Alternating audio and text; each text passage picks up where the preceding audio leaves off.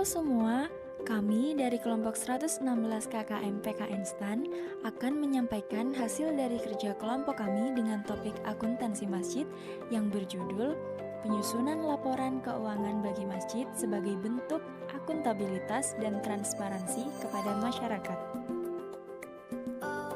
Hal pertama yang perlu kita ketahui adalah definisi tentang akuntansi masjid itu sendiri. Akuntansi masjid adalah bagian dari akuntansi nirlaba yang lazimnya tidak ada kepemilikan yang dapat dijual, dialihkan, atau ditebus kembali. Masjid menggunakan akuntansi dana atau fund accounting untuk tujuan khusus. Dalam praktiknya, sumber dari pendapatan masjid adalah sumbangan yang digunakan untuk kebutuhan khusus. Nah, kira-kira mengapa diperlukan pencatatan akuntansi bagi masjid? Yang pertama, merupakan bentuk akuntabilitas yang dapat mengurangi kesenjangan informasi antara takmir masjid dengan masyarakat. Yang kedua, menyediakan informasi yang dibutuhkan untuk mengambil keputusan. Yang ketiga, dapat digunakan sebagai pengendalian manajemen. Dan yang keempat, meningkatkan kredibilitas takmir masjid yang akan meningkatkan kepercayaan masyarakat.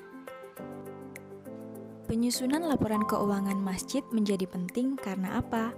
Yang pertama, pertanggungjawabannya langsung kepada Tuhan Yang Maha Esa, masyarakat, dan penyandang dana atas dana yang dikelola, sehingga tuntutan menjadi akuntabel sangat tinggi. Yang kedua, agar lebih terbuka dan transparan kepada masyarakat atau penyandang dana mengenai dana yang masuk dan keluar. Yang ketiga, membantu pengurus masjid dalam mengambil keputusan, misalnya ingin menambah program baru atau menghentikan program yang sudah terbiasa dijalankan. Yang keempat, mempermudah proses rekonsiliasi antara dana yang ada di tangan dan dana menurut laporan keuangan yang telah disusun. Yang kelima, pengeluaran dan pemasukan dana menjadi lebih terstruktur, rapi, dan jelas asal serta kegunaannya. Yang keenam, memberikan informasi berkelanjutan yang berguna, sehingga memberikan gambaran apakah tujuan program yang ada dapat dicapai atau sudah terrealisasi. Nah, selanjutnya kita harus mengetahui standar akuntansi yang digunakan, yaitu ISAK 35 tentang penyajian laporan keuangan entitas berorientasi non-laba yang telah disahkan pada tanggal 11 April 2019 bersamaan dengan PPSAK 13 tentang pencabutan PSAK 45 tentang pelaporan keuangan entitas nirlaba. ISAK 35 merupakan interpretasi atau turunan dari PSAK 1 tentang penyajian laporan keuangan. ISAK 35 mulai berlaku efektif untuk periode tahun buku yang dimulai 1 Januari 2020. Dengan disahkan dan diberlakukannya ISAK 35, maka PSAK 45 tidak berlaku lagi. Penting untuk diketahui bahwa menurut ISAK 35, laporan keuangan yang perlu disusun ada 5. Yang pertama, laporan posisi keuangan. Memberikan informasi mengenai posisi keuangan atau saldo dari yang pertama, aset atau kekayaan atau harta yang dimiliki oleh masjid tersebut. Yang kedua, liabilitas atau utang atau kewajiban yang harus diselesaikan, misalnya utang penggunaan listrik. Yang ketiga, aset neto, yaitu aset yang telah dikurangi utang. Laporan posisi keuangan terdapat 2 format penyajian. Format A menyajikan informasi pos penghasilan komprehensif lain secara tersendiri sebagai bagian dari aset neto tanpa pembatasan dari pemberi sumber daya. Akan tetapi, jika penghasilan komprehensif lain berasal dari aset neto dengan pembatasan, maka entitas menyajikan informasi penghasilan komprehensif lain tersebut sesuai dengan kelas aset netonya. Berikut merupakan contoh penyajian laporan posisi keuangan format A.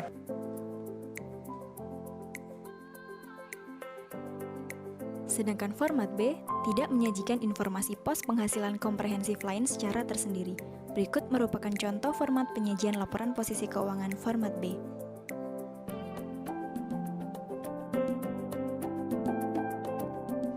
Yang kedua, laporan penghasilan komprehensif menunjukkan jumlah surplus atau defisit yang berasal dari pendapatan operasional dikurangi beban operasional masjid, serta menunjukkan penghasilan komprehensif lain, misalnya keuntungan atau kerugian atas revaluasi aset tetap.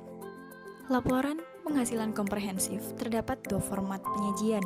Format A menyajikan informasi dalam bentuk kolom tunggal. Format ini memudahkan penyusunan laporan secara komparatif, sedangkan format B menyajikan informasi sesuai dengan klasifikasi aset neto. Yang ketiga, laporan perubahan aset neto. Aset neto merupakan total aset dikurangi total liabilitas. Dalam sektor privat, aset neto kita kenal dengan istilah ekuitas. Aset neto dibagi menjadi dua, yaitu aset neto dengan pembatasan dan aset neto tanpa pembatasan. Aset neto dengan pembatasan dibagi menjadi dua lagi, yaitu terikat permanen dan terikat temporer. Terikat permanen berarti pembatasan penggunaan sumber daya dipertahankan secara permanen, misalnya dana abadi, warisan, maupun wakaf. Sedangkan terikat temporer berarti pembatasan penggunaan sumber daya dipertahankan sampai dengan periode tertentu. Sedangkan aset neto tanpa pembatasan berarti penggunaan sumber daya tidak dibatasi untuk tujuan tertentu. Berikut merupakan contoh penyajian laporan perubahan aset neto beserta penjelasannya. Laporan yang keempat adalah laporan arus kas, merupakan laporan yang menyediakan informasi arus kas masuk dan keluar yang terdiri dari 3 aktivitas, yaitu yang pertama aktivitas operasi, berasal dari kegiatan rutin masjid, yang kedua aktivitas investasi, berasal dari pembelian dan pelepasan aset yang dimiliki masjid, yang ketiga aktivitas pendanaan, berasal dari pendanaan yang dibutuhkan oleh masjid selain dari kegiatan operasi dan investasi. Berikut merupakan contoh penyajian laporan arus kas metode langsung. Dan berikut merupakan contoh penyajian laporan arus kas metode tidak langsung.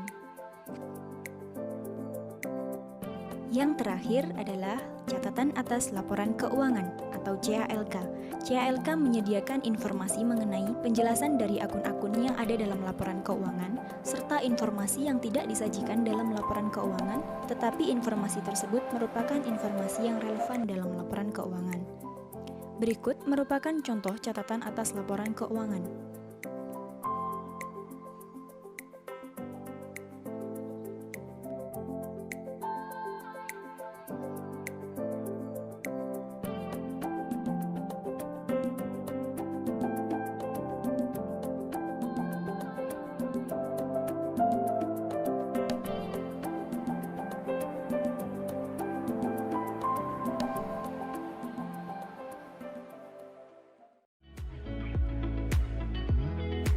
Selanjutnya, langkah-langkah penyusunan laporan keuangan masjid. Nah, sebelum itu, kita harus mengetahui tentang persamaan dasar akuntansi, di mana sisi kiri yang merupakan debit harus sama dengan sisi kanan yang merupakan kredit, seperti yang ditunjukkan pada video ini.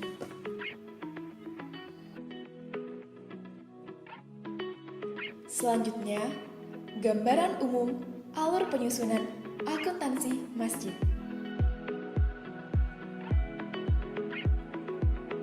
1. Transaksi. Syarat transaksi adalah diketahuinya tanggal, barang, jasa yang ditransaksikan, serta nilai nominal dari transaksi. Hal ini ditandai dengan nota, bond, faktur, maupun kwitansi. 2. Jurnal. Untuk mencatat suatu transaksi. 3. Buku besar, yang merupakan suatu pengelompokan atau rekap dari jurnal ke dalam suatu akun tersendiri yang sesuai. Contohnya, akun kas direkap pada buku besar kas. 4. Neraca saldo, yang berisi daftar saldo-saldo yang terdapat pada buku besar. Yang kelima, laporan keuangan. Berikut contoh alur penyusunan laporan keuangan untuk masjid. Contohnya, diketahui neraca saldo pada awal tahun sebagai berikut. Selanjutnya, akan dijelaskan mengenai poin 1 sampai dengan 3, mengenai transaksi, jurnal, dan buku besar. Pada tanggal 2 Januari, terdapat transaksi berupa penerimaan infak hari Jumat sebesar 10 juta rupiah. Dari transaksi tersebut dapat dibuat jurnal sebagai berikut. Kas sebesar 10 juta rupiah pada sisi debit dan infak hari Jumat sebesar 10 juta rupiah pada sisi kredit. Kemudian, dari jurnal ini kita lakukan posting di buku besar sesuai dengan akun masing-masing. Pertama, akun kas kita posting di buku besar kas sebesar 10 juta rupiah. Karena bersaldo di debit, maka Jumlah ini menambah saldo awal sebesar Rp12.500.000 menjadi Rp22.500.000 seperti pada gambar. Dan akun infak hari Jumat kita posting di buku besar pendapatan infak Jumat sebesar Rp10 juta. Transaksi kedua pada tanggal 2 Januari 2020 berupa pembayaran honor penceramah sebesar Rp7 juta. Karena mengurangi kas, maka jurnalnya kas sebesar Rp7 juta di sisi kredit dan honor penceramah sebagai beban sebesar Rp7 juta di sisi debit. Dari jurnal tersebut, kita lakukan posting di buku besar dengan kas sebesar Rp7 juta di sisi kredit dengan uraian pembayaran honor penceramah.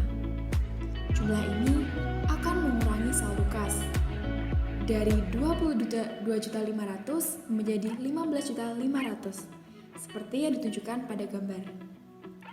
Begitu pula akun honor penceramah kita posting di buku besar beban honor penceramah sebesar Rp7 juta.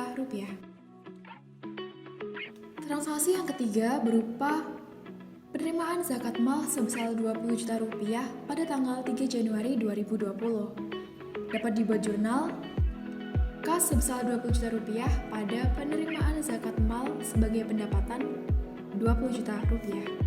Kemudian kita lakukan posting pada buku besar kas.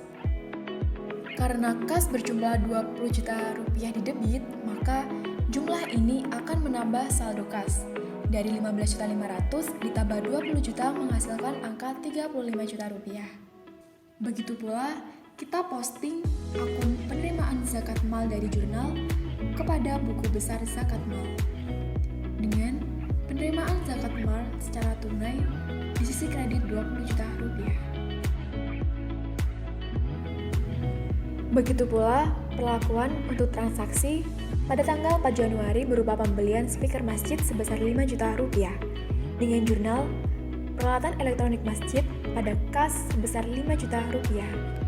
Setelah kita buat jurnal, kita lakukan posting di buku besar, yaitu pada buku besar kas dan pada buku besar peralatan elektronik masjid.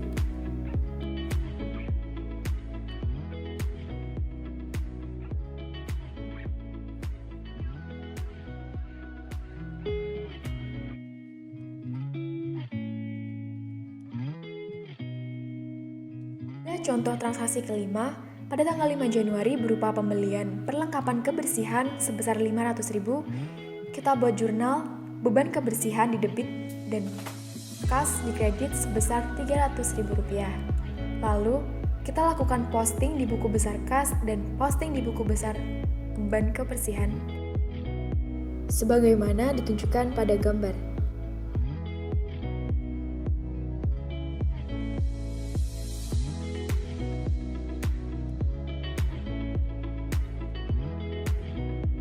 Selanjutnya, kita susun neraca saldo yang merupakan kumpulan saldo-saldo yang terdapat pada buku besar yang telah kita susun sebelumnya.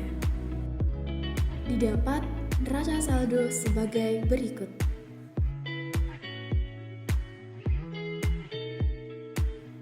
Selanjutnya, penyusunan laporan keuangan. Dalam menyusun laporan posisi keuangan, terdapat bagian aset, liabilitas, dan aset neto, di mana jumlah aset harus sama dengan jumlah liabilitas ditambah dengan aset neto.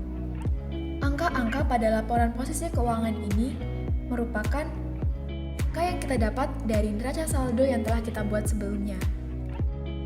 Selanjutnya, dari transaksi yang sudah kita susun, jurnalnya, kita dapat membuat laporan aktivitas sebagai berikut.